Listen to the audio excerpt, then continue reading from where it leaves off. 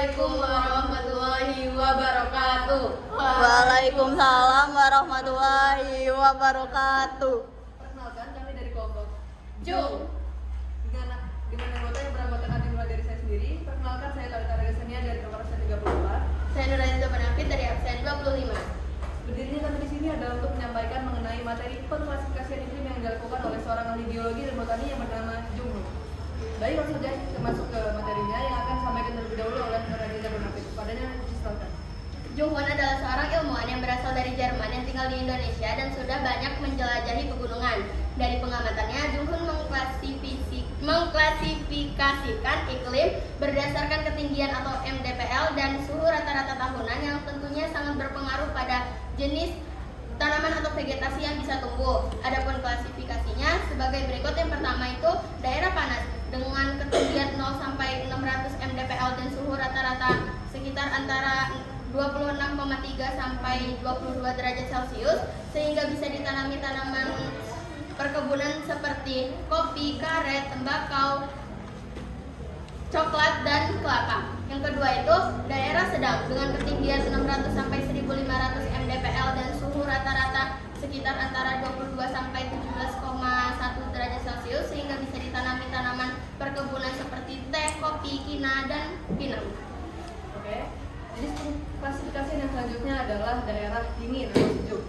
Daerah ini memiliki ketinggian antara 1.500 sampai 2.500 meter di atas permukaan laut dengan suhu yang berkisar antara 17,1 sampai 11,1 derajat Celcius, sehingga daerah ini memiliki jenis tanaman seperti tanaman cemara.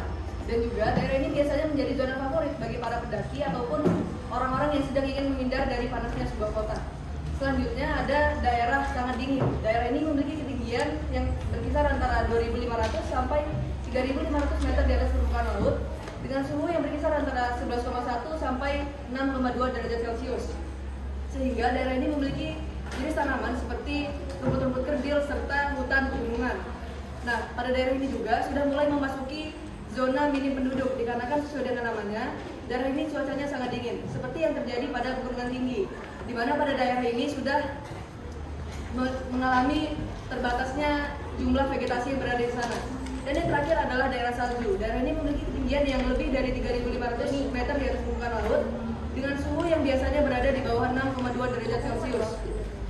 Pada daerah ini tidak mampu ditanami oleh tumbuhan dikarenakan tempatnya terlalu tinggi, cuacanya terlalu dingin, serta biasanya sebagian besar permukaannya sudah tertutupi oleh salju, sehingga tidak memungkinkan bagi tumbuhan untuk dapat tumbuh dan hidup di dalamnya. Baik, demikianlah presentasi yang telah kami sampaikan. Selanjutnya kami membuka sesi tanya jawab. Kami berikan kesempatan oleh kelompok yang ingin bertanya.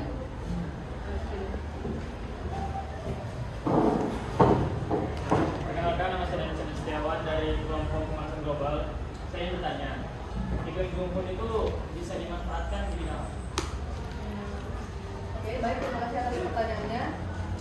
Jadi iklim Junghun ini sendiri bisa dimanfaatkan, paling banyak dimanfaatkan pada bidang agrikultur atau pertanian, di mana iklim ini digunakan untuk dapat menentukan jenis tanaman apa yang cocok ditanam pada daerah tersebut sesuai dengan ketinggiannya.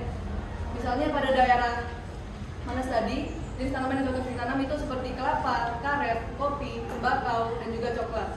Selain itu juga iklim ini bermanfaat untuk di bidang pariwisata untuk dapat menentukan potensi wisata dari sebuah wilayah. Seperti misalnya pada daerah panas, potensi wisatanya ini pantai maupun taman nasional, dan juga pada daerah yang sedang atau daerah seperti dataran tinggi, potensi wisatanya ini seperti perkebunan, kayak kebun teh, kebun kopi, dan lain sebagainya. Apakah sudah betul?